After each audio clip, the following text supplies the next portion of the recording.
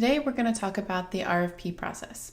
So if you've seen an RFP online, then you might be wondering what exactly is an RFP and what can I do to win this contract? So in today's video, we're going to cover the RFP process and what you should do at each stage in the process to help you win that new contract. Let's dive in. RFPs are typically large procurements where an organization is trying to buy a complex project or maybe a lot of product, and it's a pretty high value operation. So because of that, they follow a pretty strict process, which is where the RFP comes in. RFPs are especially common within the government and public sector, but they do occur across all industries, so it's important to be aware of them and how you should work with them. So the first phase in the RFP process is pre-solicitation. And this is everything that happens before they release the RFP or the RFI. And during this phase, the buyer will be learning more about potential solutions to the problem or the challenge that they're experiencing. In this phase, for you, it's important to make sure that your marketing and sales efforts are putting you in front of that buyer as they do their research to make sure that they're thinking about your organization when they're thinking about what they should do to solve their problem.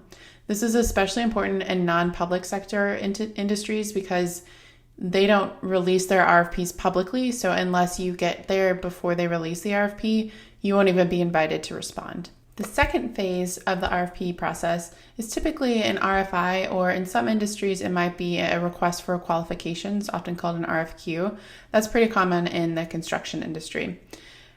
But the goal of this phase is the same no matter what it's called, and that is to narrow down the pool of potential vendors or help them to figure out how they should be solving their problem and what kind of vendor or solution they should be choosing. So here, the organization is going to release an RFI to learn more about potential solutions and the teams that they would want to work with or the products that they might want to buy. And the biggest thing to keep in mind is that sometimes they will require that you respond to the RFI before you get and you can move on to the RFP phase. So that means that if you don't respond to the RFI, you would not be allowed to respond to the RFP. This isn't always the case, but it does happen sometimes. So make sure you pay attention to that. So in the RFI phase, it's important to show why your organization is the best choice and why what you're selling is the best option for them.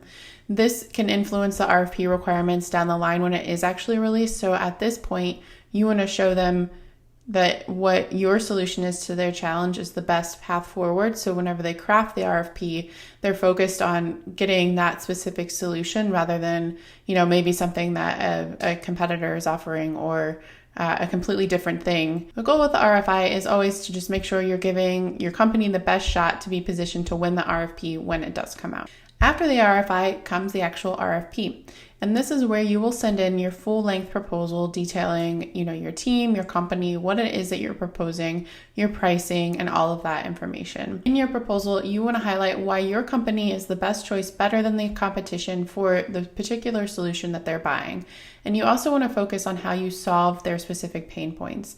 So the goal of your proposal when we're responding to an RFP is really to show why life working with your company will be better than working with someone else, and how you will create this future where they will be able to solve, whatever the challenges that they have or the pain point that they're currently experiencing.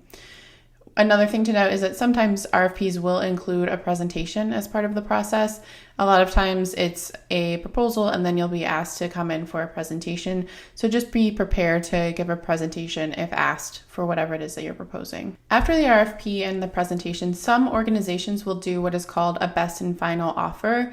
And this is where they will ask you to send in pricing that is essentially your last offer that might be better than the original pricing that you submitted. It's completely up to you if you want to send in updated pricing, and this does not occur all the time, but it does happen sometimes, especially in the public sector. So just be prepared whenever you're creating your initial pricing that there might be something down the road that will ask you to send in new pricing. For the best and final offer, a lot of times this will be laid out in the RFP if that is something that they engage in. So make sure you read all of the details of the RFP. It might be in the terms section, so it could look like more legal language. So just make sure that you read that part to see if they have this, and then that can help you inform your pricing strategy. Okay, and then the final step in the RFP process is contract negotiation. So after you've gone through and done your presentation, your proposal, your pricing, all of that, comes the actual negotiation of the legal document.